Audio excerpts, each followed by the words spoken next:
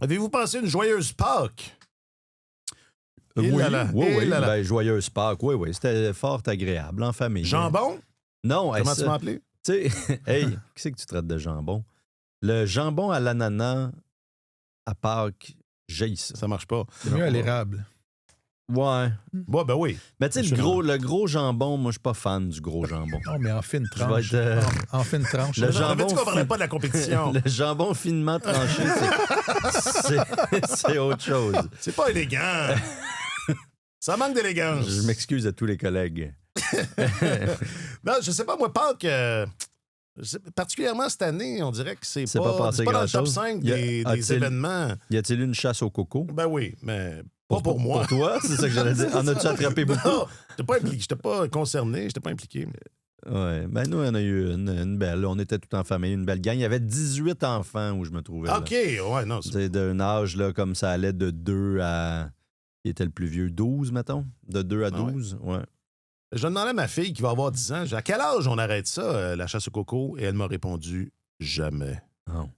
Fait qu'à 12 ans, il n'y a pas eu de plainte. Il n'y a personne qui a dit non, mais moi, la chasse au coco. C'est terminé. C'est terminé, non? C'est comme l'Halloween. À quel âge ça arrête l'Halloween, Martin? Bonne question, parce qu'à l'adolescence, en tout cas, moi, j'adore donner les bonbons à l'Halloween, mais il y a souvent des groupes d'ados qui viennent parce que, bon, c'est pas très déguisé. Pas très déguisé, c'est ça. Juste... À 10 h le soir, quand il ne te reste plus rien. C'est ça.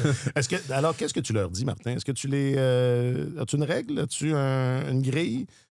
Si il y a des standards à partir respecter. De tel âge, et pas de déguisement, pas de bonbons? Non, mais ils viennent déguiser un peu quand même. Faut que tu sois déguisé un peu quand même. C'est festif. Je trouve ça le fun. Mais ça, je dirais peut-être 13-14 ans. 13-14 ans, c'est les dernières. Est-ce que ça t'est déjà arrivé de dire non, vous autres, là, c'est pas sérieux? Vous prenez pas ça au sérieux, l'Halloween, vous reviendrez. C'est une fête sérieuse, l'Halloween. C'est une fête sérieuse. Oui. Okay. Mais là, on parlait de Pâques. Oui, excusez, c'est de ma faute. Parce que là... Pâques, c'est en famille, j'imagine, chez les... oui, on a reçu les enfants pour dîner, mais on ne pouvait pas les recevoir pour souper puisqu'il y avait un match de hockey le soir. Ça, c'est embêtant. Oui, alors, ça, vraiment... On profite de toutes les occasions maintenant où on peut les réunir sous un même toit. Il faut. C'est bien agréable. Il faut. Non. Donc, pas de jambon. Pas de jambon. Jambon. Tradition. Ah, ben, il y en avait de jambon, là. OK, moi, il n'y a pas de jambon. Pas de jambon? Non. C'était un festin, c'était délicieux, en fait. Tout ce qu'il y avait. Bon, on ne saura pas. Oui, au centre. Non, c'est ça, au centre Bell. Avec Marc-Antoine, on se demandait. Non, c'était quoi le menu repas? spécial au centre Bell? Non, c'était pas le menu de Pâques. Il n'y avait pas de menu de Pâques. Pas de chocolat, rien? Non. Mon Dieu. Pas de chocolat? Mais des petits œufs, là, juste pour dire. Pas en connaissance. Voyons. Franchement. Non, c'est ça, Marc-Antoine parlait de M. Flambette. Oui, ça fait longtemps qu'on n'a pas parlé de M. Flambette. Là, calmez-vous. Mais M. Flambette, lui, il était de passage pendant le week-end du Super Bowl. C'est ce que Marc-Antoine... On n'a pas eu ça cette année parce que c'était les Jeux olympiques et tout, puis il n'y avait pas de match d'après-midi de week-end du Super Bowl. Oui. Donc, mais c'est une tradition qui avait commencé à se perdre déjà, malheureusement. Monsieur Flambette? Oui.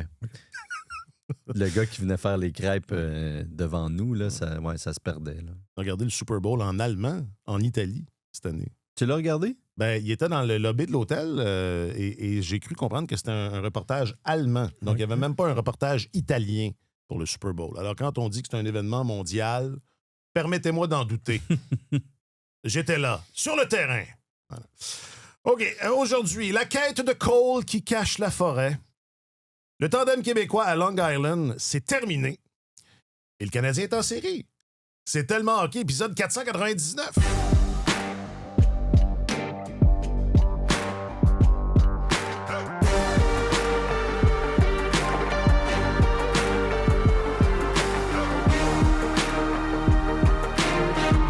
Votre chroniqueur principal au service des sports, M. Martin Leclerc. Bonjour, Martin. Messieurs, bonjour. Il est votre journaliste affecté aux affaires du hockey, M. Alexandre Gascon. Bonjour, messieurs. Bonjour, Alexandre. Je m'appelle Alexandre Coupard. Les gars le cherchent beaucoup, là, tu sais.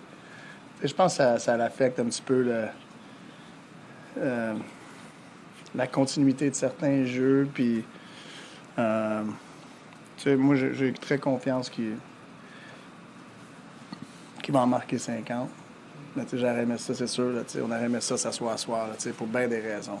Là, qu'on passe à d'autres choses. Puis qu'on donne ça à la foule. Ça aurait été le fun de donner ça à soir. Mais c'est sûr, ça, j'ai vécu ces affaires-là.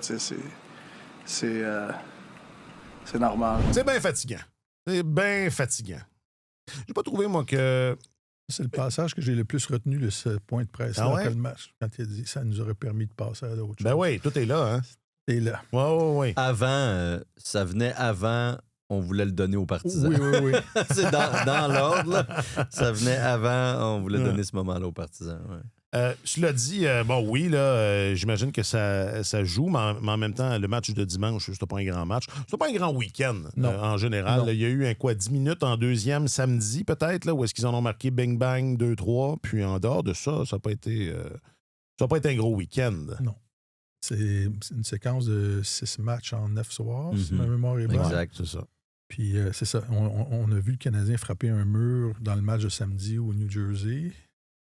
Et ça s'est poursuivi dimanche. Ce ne sont pas des machines. Je trouve que dans ce genre de séquence-là, ça devient plus difficile d'avoir un portrait, de bien évaluer ce qui est en train de se passer. Est-ce que l'équipe est en ascension pour les séries éliminatoires? Est-ce qu'on est en... Mm-hmm. C'est un groupe d'athlètes fatigués qui a amassé beaucoup de points. Porté par un gardien absolument dominant, là, une équipe qui a récolté beaucoup de points, mais c'est ça. Donc, et ça n'a pas été étincelant. Non, puis non, ça n'a pas été étincelant. Puis quand même, dans toute cette séquence de victoires là, du Canadien, moi, j'ai quand même des points d'interrogation, honnêtement. Puis tu sais, je trouve que les gens se sont emballés un peu, avec raison. Là, 8 victoires de suite, ça faisait à peu près une décennie qu'on n'avait pas vu ça et tout, mais Jakub Dobeš est essentiellement le dénominateur commun. Fowler était assez bon aussi. Mais de ces victoires-là, là, sur les 8 victoires, dans quel match on peut dire que le Canadien a vraiment dominé son adversaire puis que la victoire lui appartenait? Vite comme ça, je dirais 2 fois. Contre les Highlanders et contre les Prédateurs de Nashville. Les Rangers, ça a été serré le match contre les Rangers, mais tu regardes les chances de marquer puis l'allure du match. Le Canadien avait dominé. Je sais pas si tu as eu le temps. J'ai failli te texter pendant le week-end de Pâques pour te donner pour que tu une prennes tâche de ton jambon. Là, ouais, c'est ça. Mais là, je me suis dit, non, et là, c'est... Tu checkeras ça, Marc. C'est congé Pascal. Ouais, quand même. C'est la famille, tout ça. En même temps, c'est ta travail dans cette équipe-là. Là, mais oui. Là, j'aurais aimé ça arrêt. qui compile ses chances de marquer les chances de marquer du Canadien et celles obtenues par l'adversaire durant la séquence de victoire pour voir qu'est-ce que ça donne parce que bon, nous, on fait référence à souvent des sites spécialisés qui fonctionnent avec des machines et tout. Souvent, il y a une belle proximité là, entre ce que Martin décode et ce que, par exemple, Natural Stat Trick fait aussi, mais c'est pas toujours pareil. Des fois, le robot est dans le champ solidement. Des fois, il y a des disparités. Mais quand tu regardes le portrait global, au bout du compte, généralement, l'échantillon est assez bon. Puis, tu sais, si vous regardez dans cette séquence de victoires-là, là, le Canadien a été dominé dans une proportion de 56%, 44% pour ce qui est des chances de marquer de qualité.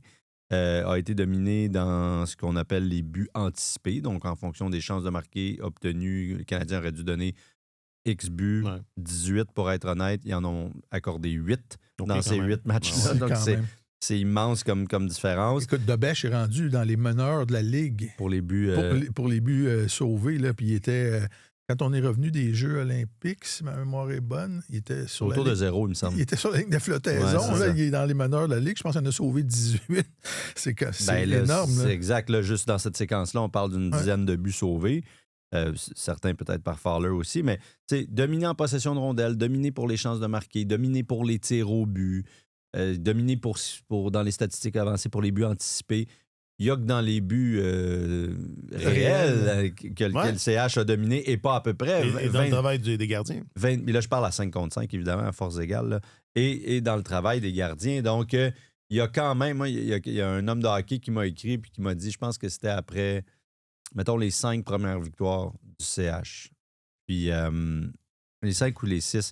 Puis bon, lui, il travaille pour une autre équipe, fait qu'il est peut-être un peu bougon, là, je ne sais trop. Par rapport au succès ça, du Canadien. je vais lui dire à Gaston. Non, ben on jase là, à l'occasion. Puis il est chez eux. Il disait sans Dobeš, pendant ces 6 matchs-là, c'est 2 à 4 points. Tu sais.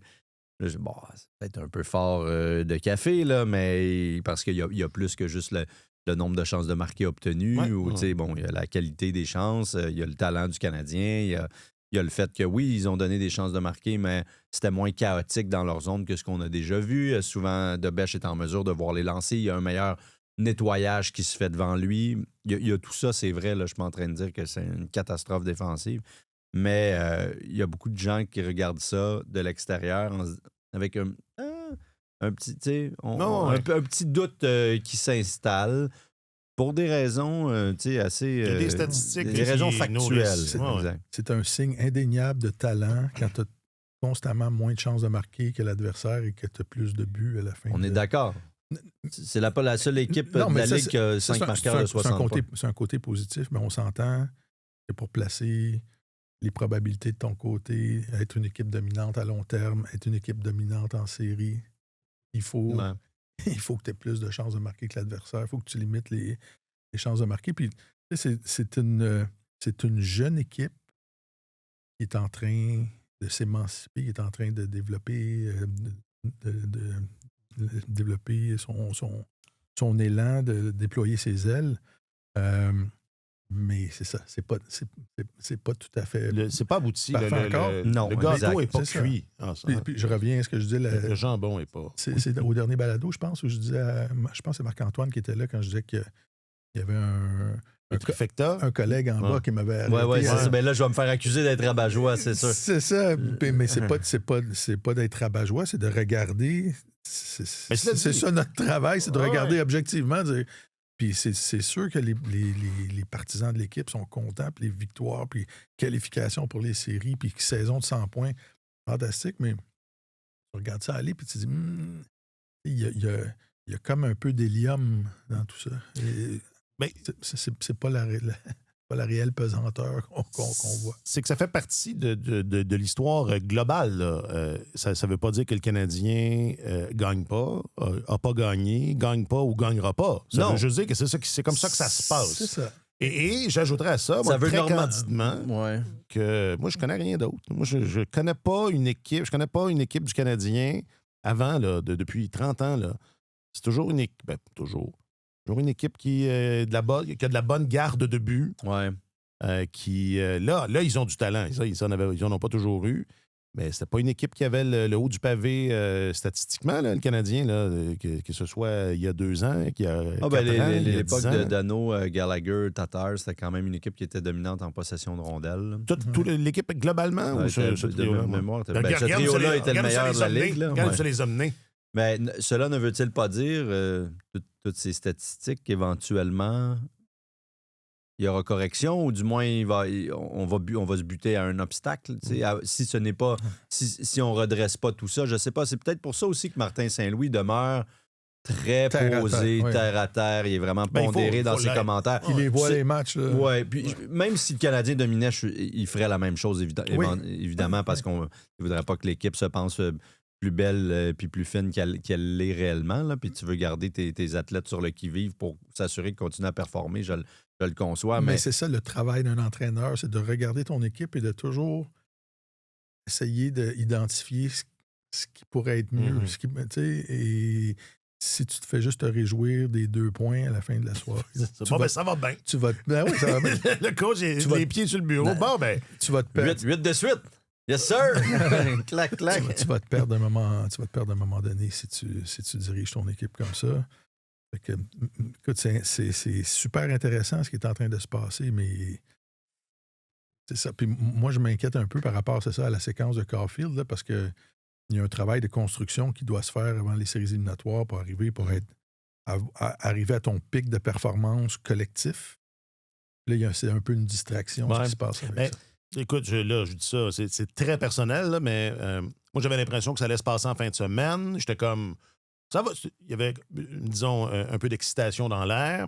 La fin de semaine est finie, je sais pas. Est-ce qu'il y a juste moi qui fais, regarde, ça arrivera quand ça arrivera, ou ça va rester aussi là, tendu? Parce qu'il y a de la tension. Non, il va y avoir un murmure dans l'amphithéâtre tant et aussi longtemps que Caulfield. Mais c'est ça, mais est-ce que ça va être la même intensité? C'est plus ça ma question. Parce que là, Steph, dimanche, là, les prix des billets étaient sur... ça se sont envolés, effectivement. Sur la drogue dure, ouais, c'est ça. Je pense Est-ce que ça va rester aussi, au même niveau là, Non, je pense que ça va continuer, puis c'est pour ça que Martin Saint-Louis disait on aurait vraiment aimé ça que ça se fasse, parce qu'on est allé... Il l'envoie quand le gardien adverse est au banc. Plus ça va aller, plus l'éléphant va grossir dans la pièce. Là. Et la pièce, elle ne grandira pas. Et, je regardais un peu dans l'histoire. Il y a 13 joueurs qui ont marqué 49 buts, qui ont vu le compteur arrêter à 49 buts. Oh! Et... Dans l'histoire? Oui. Ouais, c'est bon, ça. Et, dans l'histoire moderne. Et il n'y en a pas dans ces 49. Attends, tu dis 13? Oui. Ah! Là, tu vas pas sortir la numérologie. Là, on vient de partir. Le Twilight Zone. Et c'est ça, il n'y en a pas qui ont eu des séquences aussi longues pour aller chercher le 50e. C'est souvent des gars qui se sont arrêtés à 49, qui ont marqué 5 buts dans les 3 derniers matchs, qui ont eu 7 buts dans les 4 derniers matchs, et qui couraient après, qui étaient loin de l'objectif, puis qui l'ont raté de peu. Mais je pense que le plus gros coussin que j'ai vu, c'est 2 matchs. Ah oui? Quelqu'un qui est arrivé à 49 puis il restait 2 matchs ou 1 match. Et qui n'a pas été en mesure de le faire. Qui n'avait pas une grosse piste d'atterrissage, mais 7 matchs comme ça de délai pour aller chercher le 50e. Et stopper à 49, c'est jamais arrivé. Mais c'est ça, ça peut devenir à un moment donné, là, réussit pas. S'il ne réussit pas contre les Panthers, là, les gens vont dire là, il en reste juste 4, c'est le Lightning et tout ça. Fait que il faut pas, et je pense que Martin Saint-Louis était tout à fait à point là-dessus quand il disait la meilleure façon de s'arranger pour que ça survienne, c'est de ne pas changer sa façon de jouer. Et là, tu le vois, là, les gars sont sur la patinoire. Dimanche surtout. Oui, mais j'ai vu une séquence samedi, là, Suzuki était en plein dans le milieu de l'enclave, puis il a levé la tête pour passer la rondelle à Caulfield qui était de l'autre côté, mais dimanche, puis encore plus quand ils ont enlevé le gardien avec un retard de 3-0, là, tu voyais que la mission, c'était ça. Là, tout le monde faisait juste chercher Caulfield. Il en a marqué 49 quand vous ne le cherchiez pas spécifiquement. Là, arrêtez ça. Et peut-être que Martin Saint-Louis disait c'est difficile de ne pas penser à ça et de pas. Il se donnait lui-même en exemple quand Stamkos était à la recherche de son 60e, puis il disait j'ai pas tiré souvent au filet. Je me demande même si ça ne devrait pas venir du principal intéressé qui se lève dans le vestiaire et dit gars, oubliez ça. Oubliez ça, là. Ça va... Arrêtez de me chercher. On devrait y arriver. Là, comme tu dis, il reste 5 matchs. Je veux dire, ça devrait arriver. Mais moi, je suis fasciné par l'ambiance de cirque qu'il y a autour de ça. Là.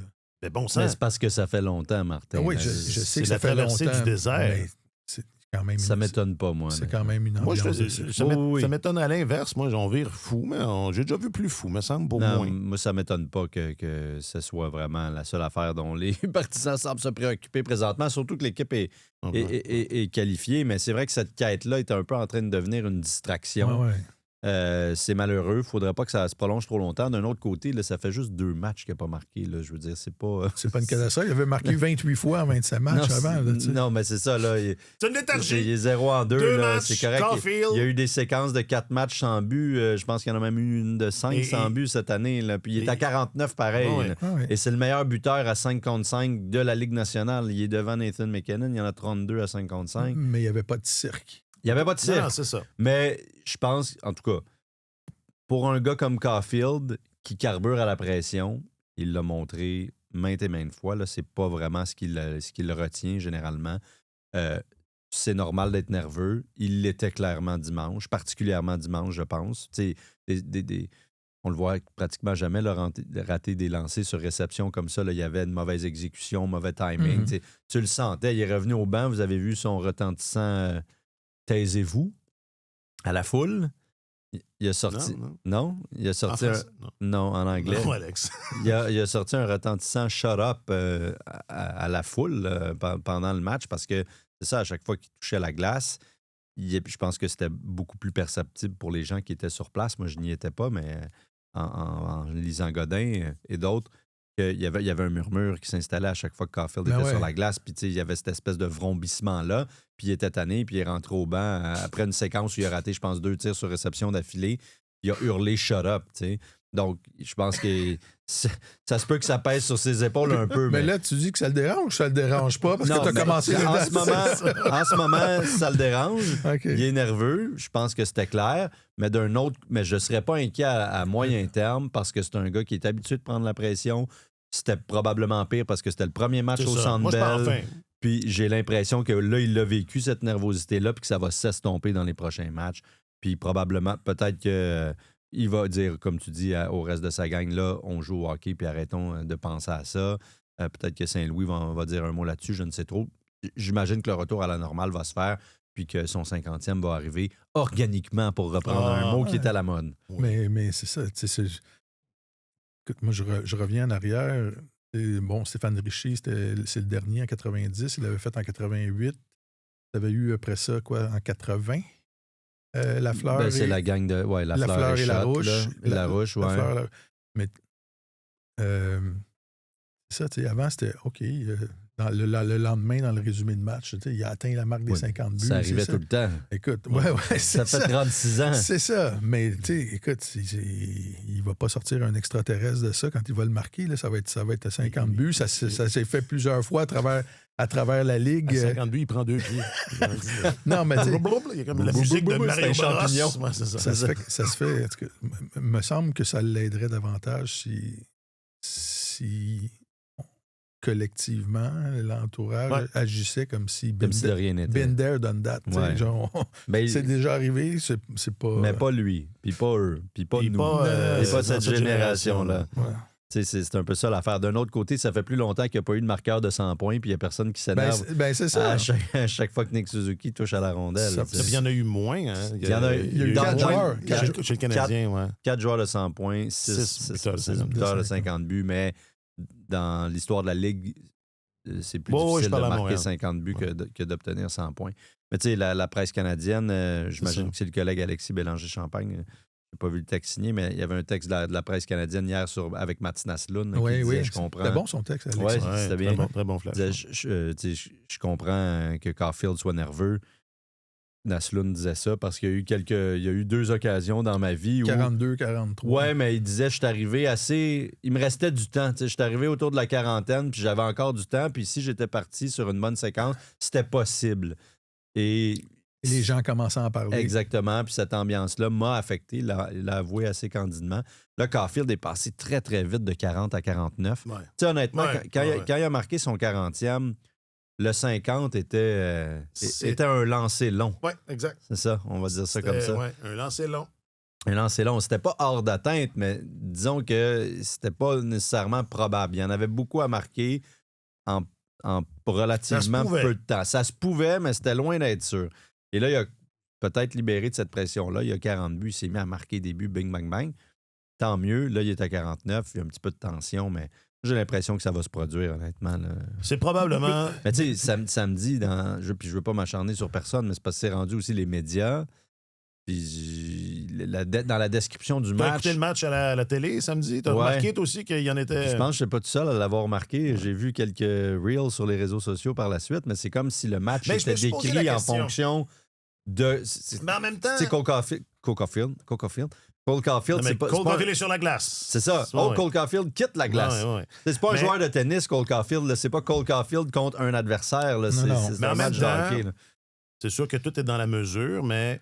En tant que descripteur, c'est comment dire? Quand je disais... c'est important. Oui, je comprends. Mais laisse-le arriver, puis tu marqueras le coup à ce moment-là. Oui.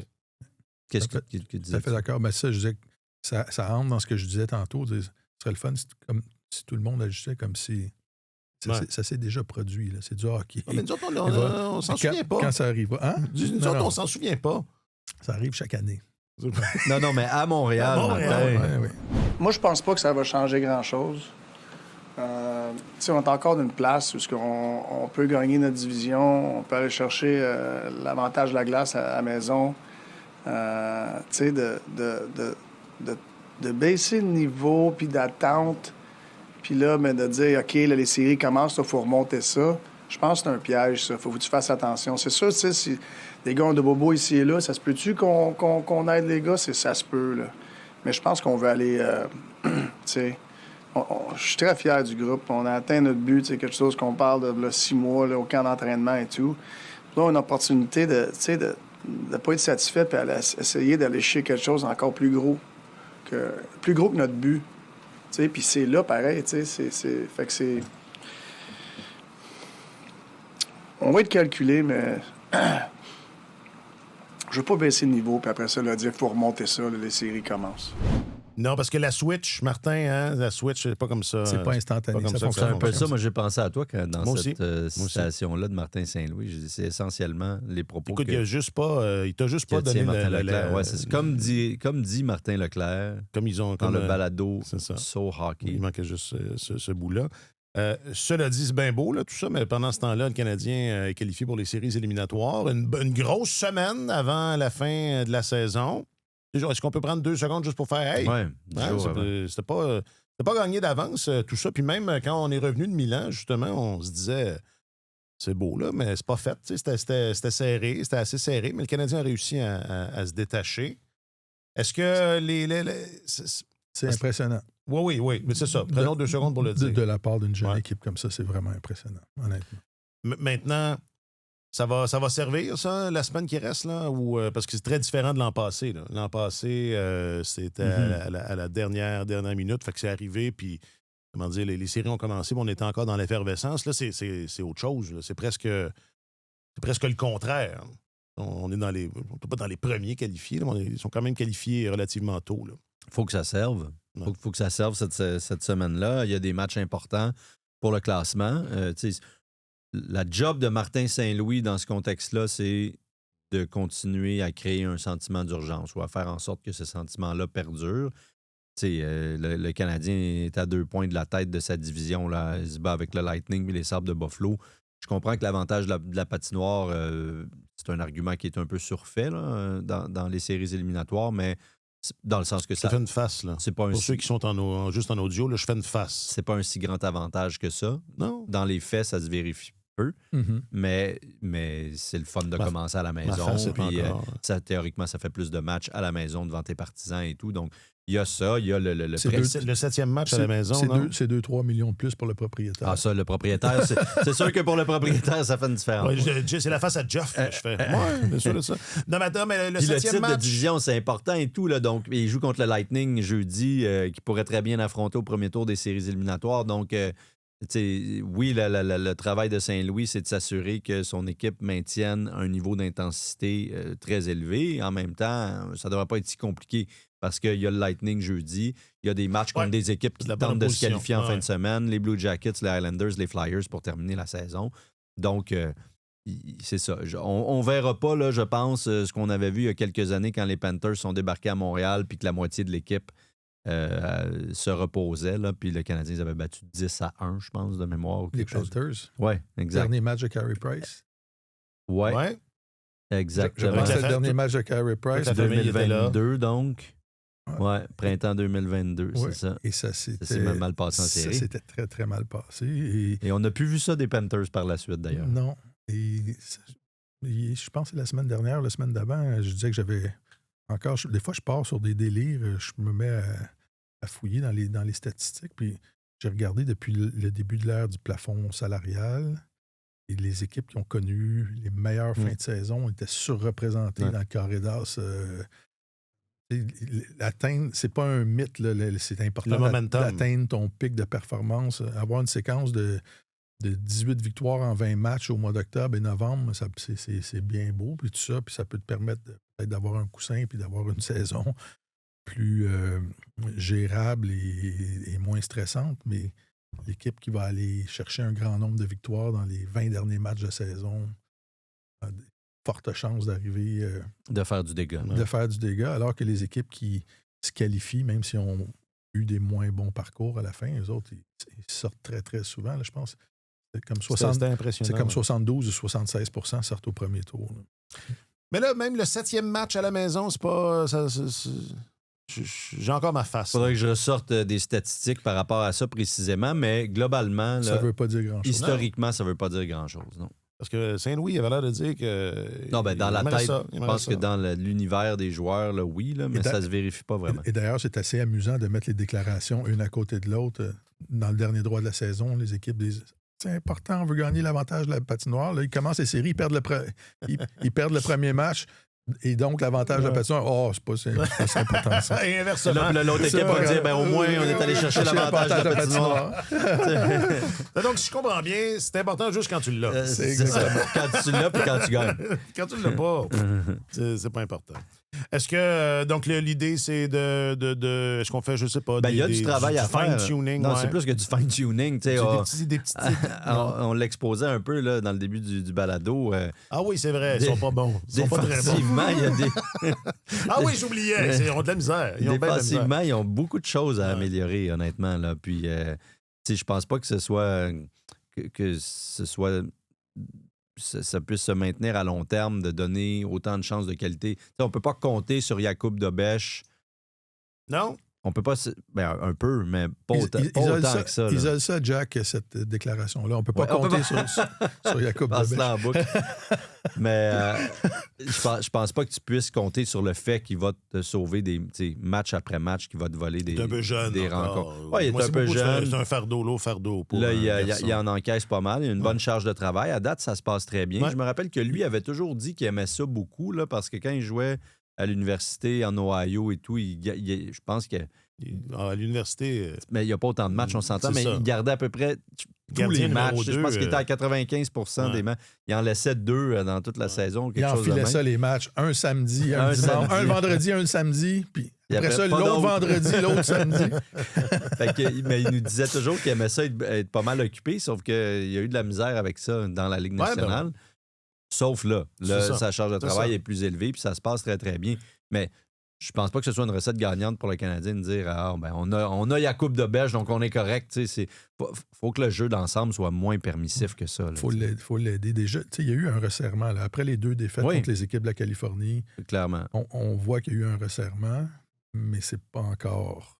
Encore lousse. C'est encore... Oui, il y a encore du... Il faut donner un petit coup. Un petit coup, 2, 3 petits coups de ratchet de plus. OK, de toute façon, on verra. Ils ont une belle semaine, une belle grosse semaine pour donner un petit coup de ratchet. J'ai très, très hâte de voir le match de jeudi contre le Lightning. Ça devrait être le fun. C'est peut-être un avant-goût. Mais enfin, on y viendra peut-être un avant-goût de cette première ronde. Question du public, réseaux sociaux. Question du public, réseaux sociaux. On commence un peu à l'envers, mais enfin, vous me direz. N'est-ce pas là tu fais ce que tu veux, notre façon de faire? Non, mais c'est parce qu'on est rendu là, puis comme la question du public concerne la situation à Long Island, on va s'en servir, puis on verra. Si on le regrette, ben on se dira coudonc. On aurait dû... Est-ce qu'il y a une situation à Long Island? Il y a une situation à Long Island, mais Martin, tu vas tout comprendre. Donc, on a demandé... Tu vas tout comprendre, inquiète-toi pas. On vous a demandé, via les réseaux sociaux de Radio-Canada Sport et du TikTok officiel de Tellement Hockey, quel est l'avenir de Patrick Roy? C'est un peu la dernière question, mais on commence avec ça. Parce que Patrick est sans emploi. Bon. Alors, sur le book, Eric dit « Si Tort a trouvé du boulot, Pat va en trouver également. » Pat? Okay. Oui, c'est ça. C'est son chum. Larry, sur le book, il serait un bon DG. Il est trop passionné derrière le banc. D'accord. Jean Carole, DG à Toronto, ça revient 2 fois ça. DG à Toronto, puis sur YouTube, Pascal aussi. DG à Toronto pour le chaos. J'haïs pas ça. Et ça aussi, ça revient... sur le Gram, Lily, avec les sénateurs, il a le caractère et le leadership pour mettre de l'ordre dans l'équipe. Souvenez-vous, quand il avait été nommé à Long Island, il y a bien du monde qui pensait que les astres étaient alignés pour que son retour se fasse à Ottawa. Y avait-il pas une accointance avec Andlauer ou un truc du genre? Et d'ailleurs, c'est ça, mon oncle Ben, sur le tube, qui dit aussi Michael Andlauer aura son nouvel entraîneur pour les sénateurs. Et finalement, sur le tube, Peace Sparkle 92. Quel est l'avenir maintenant de Patrick Roy, premier ministre du Canada? D'ailleurs, je pense qu'on cherche un nouveau gouverneur général. Okay. Je pense que j'ai entendu ça. Là. Patrick, il est bilingue. C'est la seule. C'est même pas toujours un critère. Non, mais je pense cette fois-ci. On a un astronaute qui s'en revient, là, ça pourrait faire. Ouais, ça fait des bons GG. Pas tout le temps. Ça fait des candidats, disons. Ça fait des bons candidats, effectivement. On pourra revenir peut-être à l'avenir de Patrick, mais refaisons les choses dans l'ordre chronologique. Il y a beaucoup de gens... La surprise est un thème récurrent lorsqu'il est question de l'annonce du congédiement de Patrick Roy par Mathieu Darche. C'était samedi, dimanche? C'était là, on est mardi, c'est arrivé dimanche. Oui. Ouais. Alors, avez-vous été surpris? C'est ça, c'est un textbook, petit guide de l'animateur moyen. Avez-vous été surpris?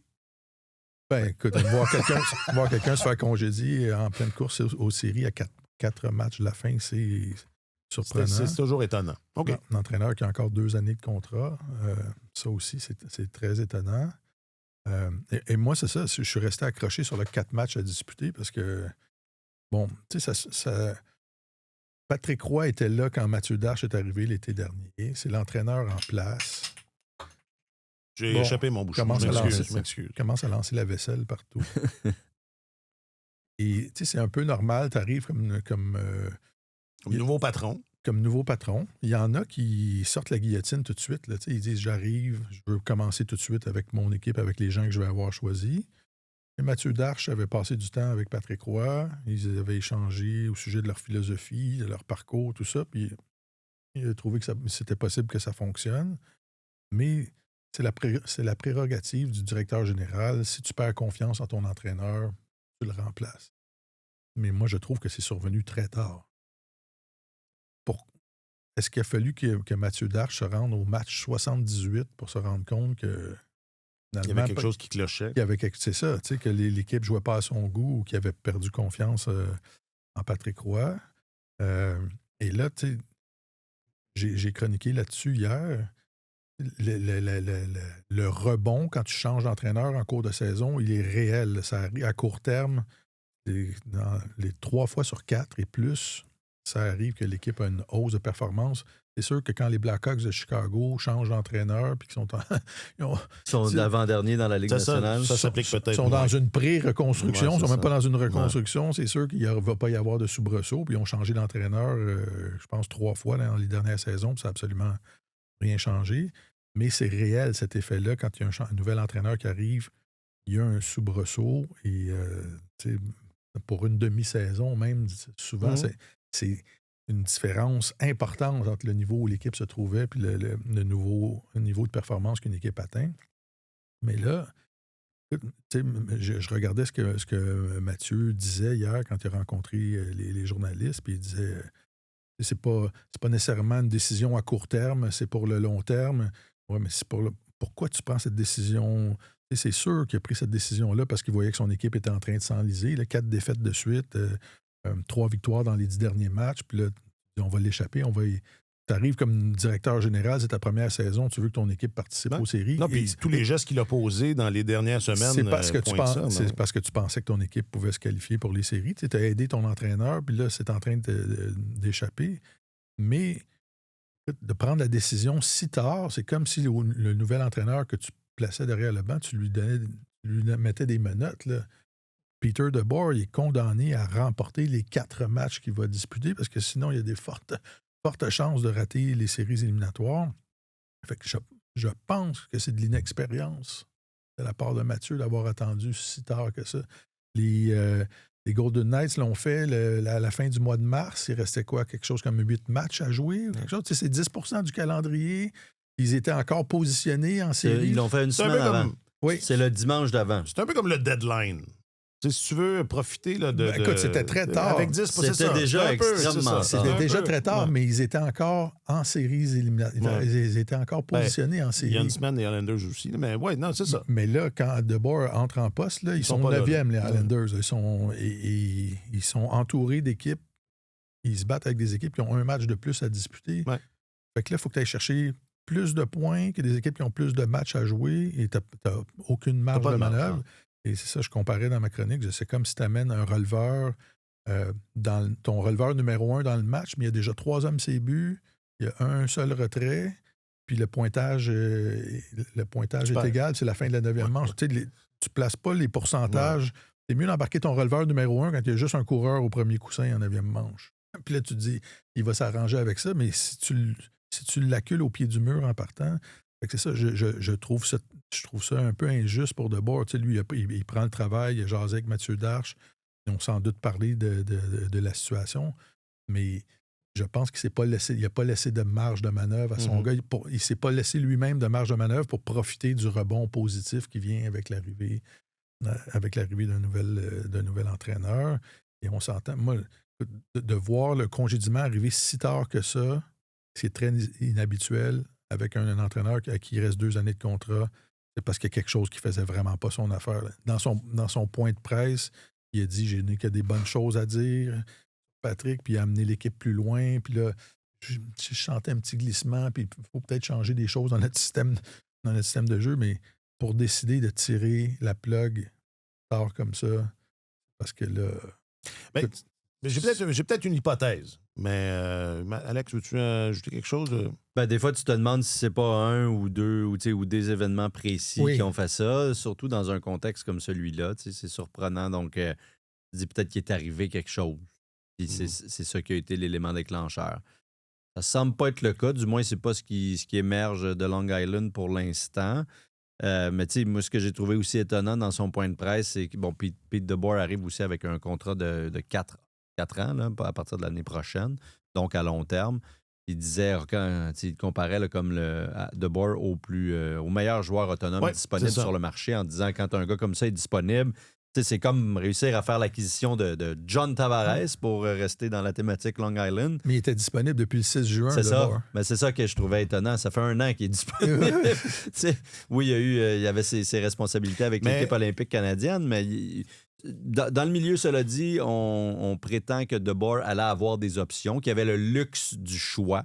Tout le monde s'attendait à ce qu'il se trouve un emploi cet été, là, quand il y a plus de ménage, puis qu'il y a pas mal de postes disponibles, puis qu'il sous-pèse ses options, puis qu'il regarde ça, puis qu'il se dit, bon, c'est peut-être là que j'ai le plus de chances de gagner, etc. C'est ce qu'on entendait dans le milieu. C'est un entraîneur extrêmement performant d'abord. Là. Exactement. Il y a 6 carrés d'as, 2 présences en finale de la Coupe Stanley, 6 carrés d'as dans les 7 dernières saisons. 8, 6, 8 avec les 2 présences en finale, mais il y a 2 finales et 6 autres. Oui, c'est ça, mais je pense que c'est 608.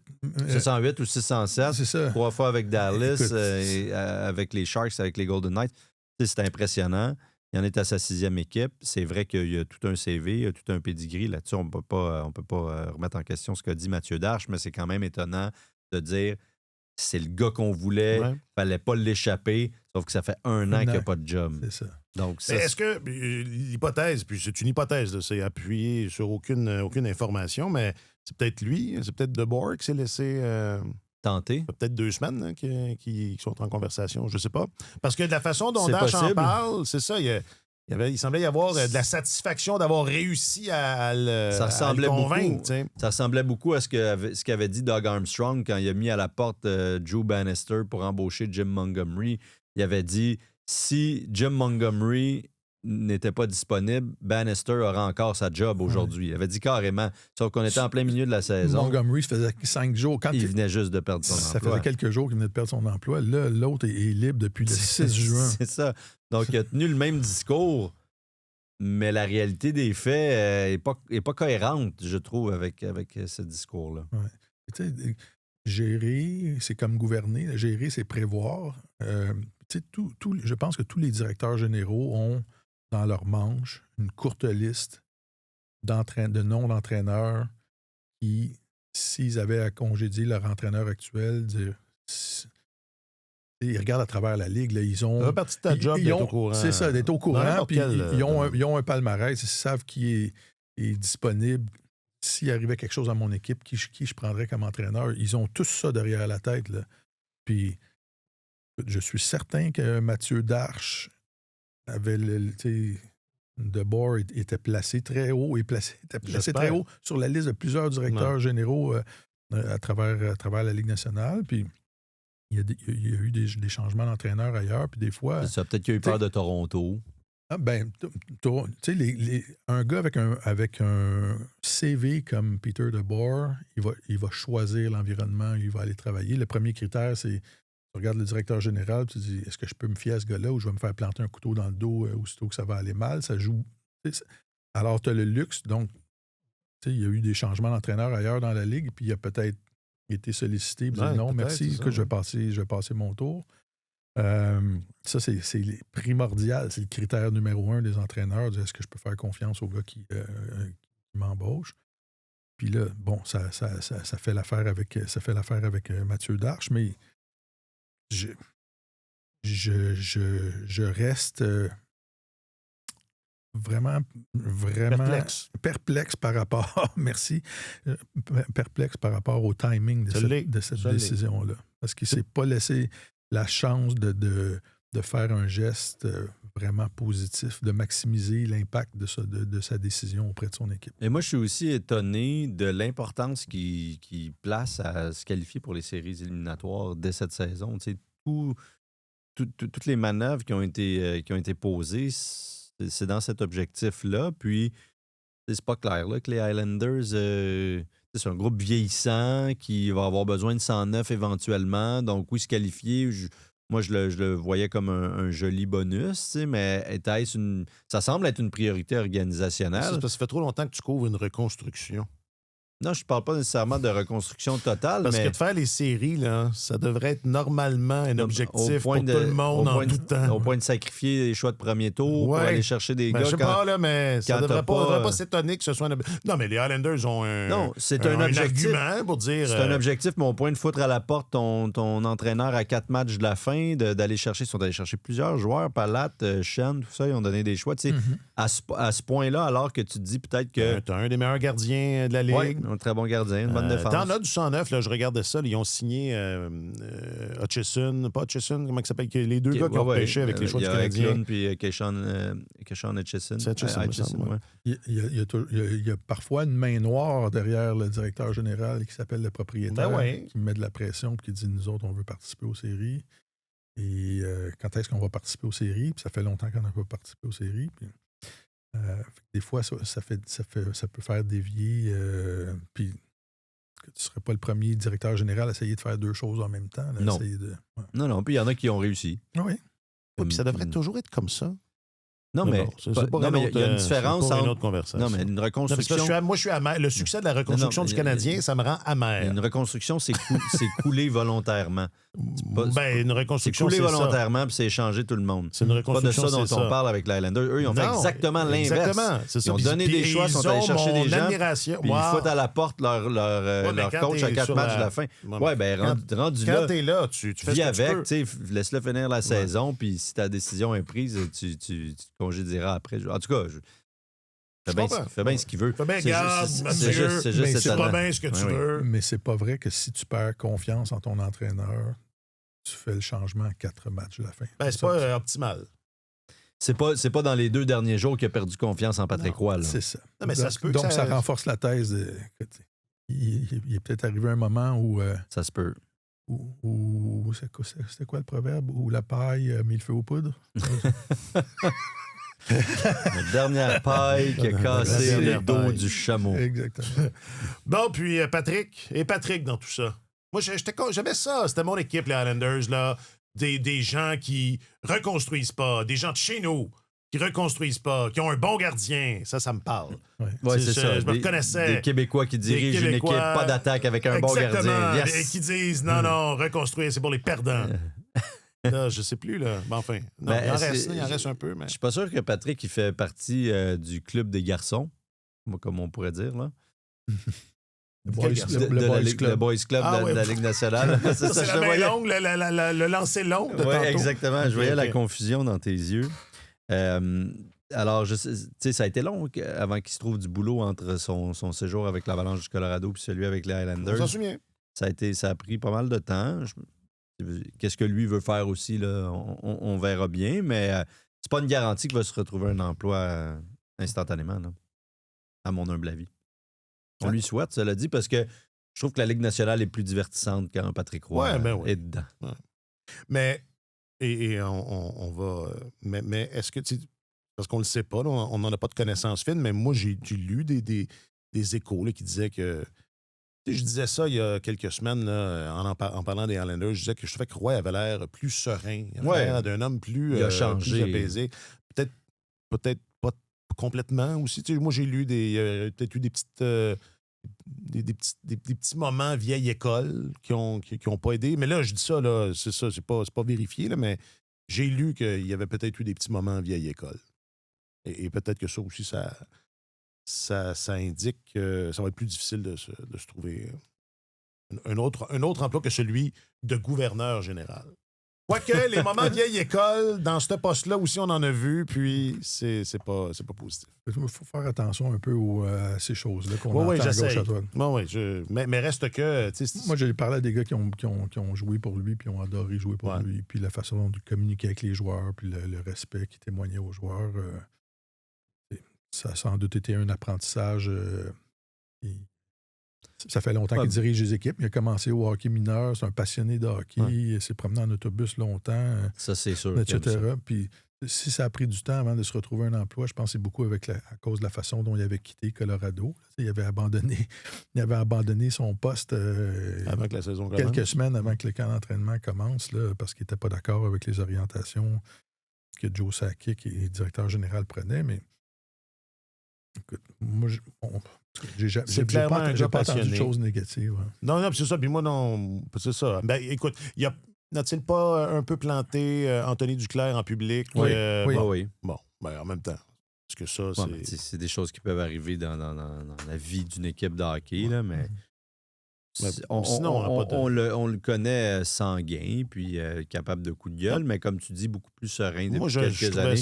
Avec une autre approche. Puis, Jonathan Marchessault a toujours rappelé à quel point il avait été important dans sa carrière. Zachary Bolduc l'a beaucoup aimé plus récemment.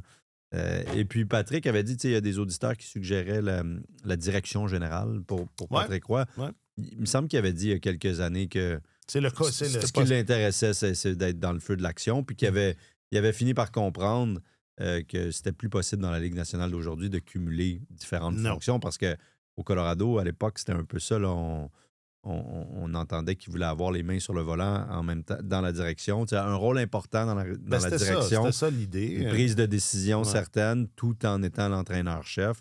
Là, ce sont des mandats qui sont bien séparés. Il y a une séparation des pouvoirs très claire partout dans la Ligue là-dessus. Il en est conscient, il le sait, il l'avait déjà dit. Et il avait répété que c'était plus... il préférait être entraîneur. Donc, peut-être qu'il pourrait changer d'idée, là, mais ce serait étonnant. C'est rendu un travail d'administrateur complexe, être directeur général. Tu gères des équipes de recruteurs, des équipes d'analystes, de données, ton équipe de hockey à gérer, compiler les chiffres, la gestion du budget au quotidien. Est-ce qu'on est sous le plafond, pas sous le plafond? Qu'est-ce qu'on fait avec ce joueur-là qui est blessé? Est-ce que ça va nous avantager pour faire une transaction plus tard? Écouter les scrums des joueurs avec les journalistes, de pouvoir réagir presque en direct. C'est compliqué, là. Prendre le téléphone puis engueuler ton équipe de communication. Je veux plus de questions comme ça. C'est ça, exact. C'est le job. C'est ça. Donc, c'est très complexe. Non, mais ils sont souvent plus qu'un maintenant. C'est ça. Nous, là, on a connu l'époque où est-ce que quelqu'un pouvait être entraîneur et DG. Un grand potentat. Aujourd'hui, même DG, ça prend plus qu'une personne. Ça n'existe plus. Je pense que... Moi, je me rappelle de l'époque où il y avait des entraîneurs qui étaient seuls derrière le banc de leur équipe. Là. À cette heure, ils sont 12. Il y a foule.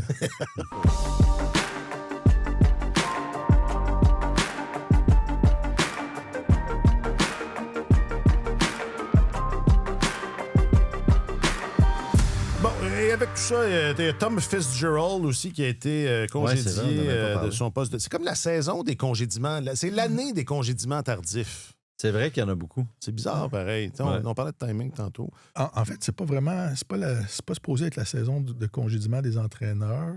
Non, maintenant, d'habitude, c'est dans la semaine qui suit... Tout de suite après. C'est ça.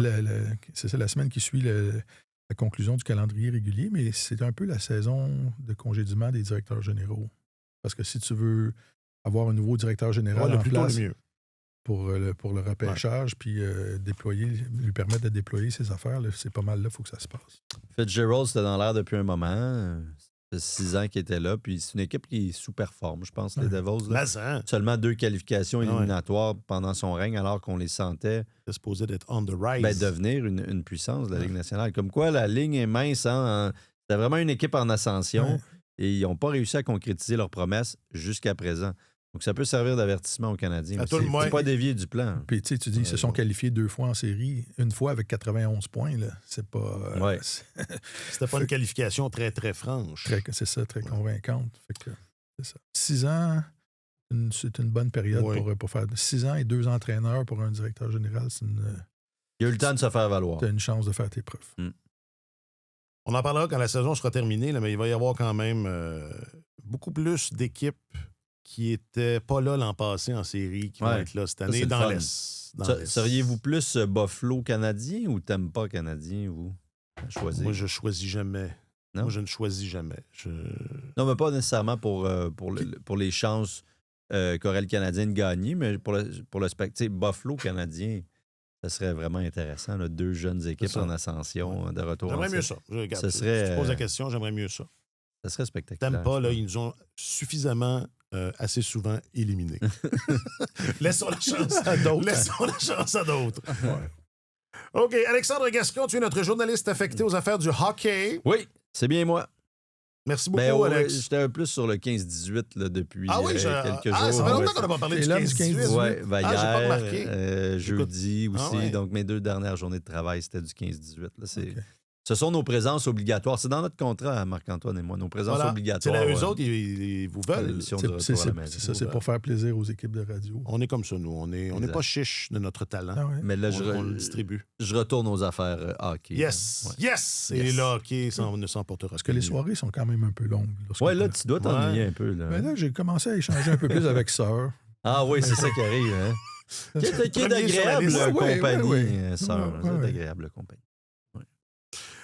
Martin Leclerc, tu es notre chroniqueur principal au service des sports. Parfois esselé, mais c'est fini. Là. Mais quand je suis avec vous, je ne suis pas seul. Non, tu n'es jamais seul. Tu ne marcheras jamais seul, Martin. Jacques-Alexis Bernardin est le signataire de Tellement Hockey. Merci beaucoup, Jack.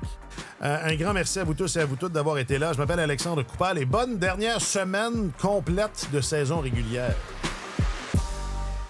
Sur tous les terrains et sur tous vos appareils, Radio-Canada Sport.